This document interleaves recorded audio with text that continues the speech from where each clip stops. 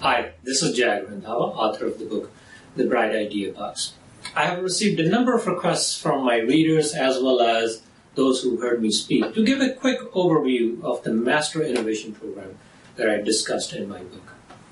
For those who are not familiar with the program, Master Innovation Program is a 6-step bottom-up innovation program that encourages employees to submit ideas to improve business operations, processes, customer service, come up with a new product idea, as well as a host of other business attributes that impact its top line as well as bottom line profits.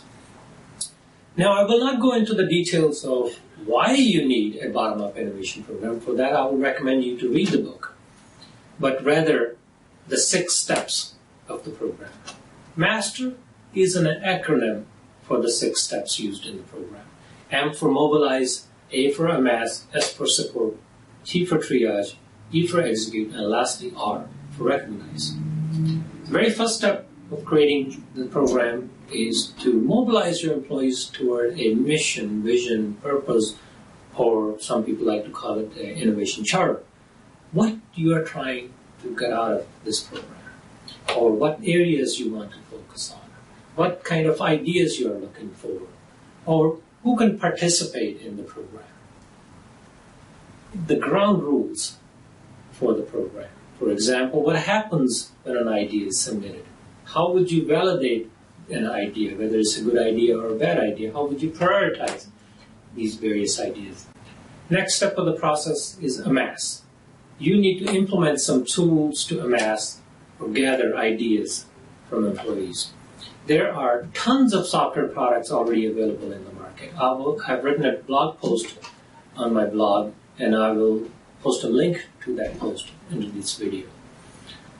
There are tons of softwares already out there, so you do not need to reinvent these products. But some of these products can be very sophisticated, and perhaps in the beginning you don't need so much sophistication. All you need is a simple web form to capture ideas. Next step of the process is S for support. You need to support your employees. You need to encourage them to submit ideas. You need to educate them. You need to teach them how to spot ideas on an everyday basis.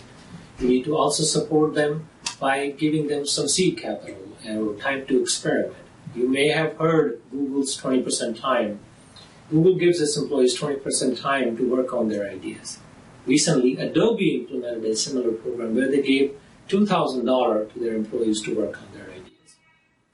Now, these 2 steps work best in a tech company, but they don't necessarily work as well in a non-technology based company.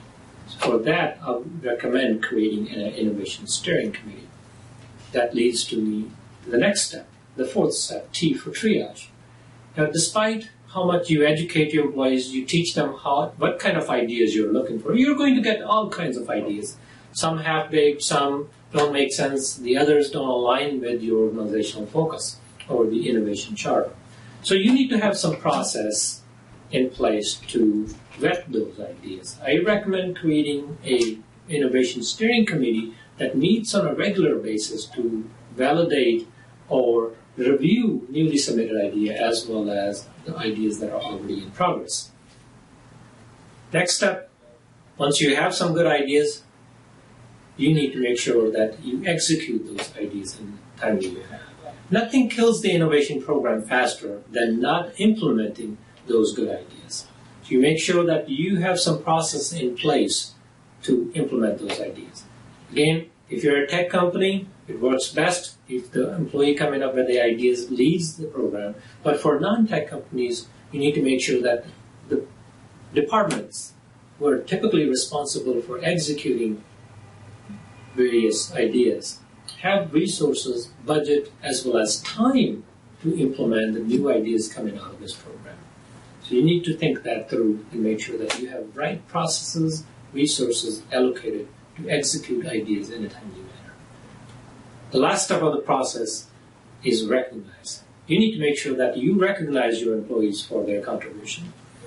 A lot of them have spent time thinking through their ideas, refining their ideas, and at times working extra hours to implement those ideas. So you need to make sure that you recognize them. I recommend a mix of intrinsic and extrinsic rewards. You can create some mementos that employees can display proudly at work. You can also create a wall of innovators where you post people's pictures along with their ideas. And also you can introduce some elements of gamification. For example, you give points for every submitted, accepted, and implemented idea. You can give varying degrees of points depending on the stage of the idea. And at the end of the year, you can pick top 10 innovators and give them some meaningful prizes. That not only makes them feel good, but also encourages other employees to submit ideas. Hopefully this explains the 6 steps involved in creating the Master Innovation Program. If you have any questions, don't hesitate to drop me a line, and I'll do my best to answer your question. Thank you for watching.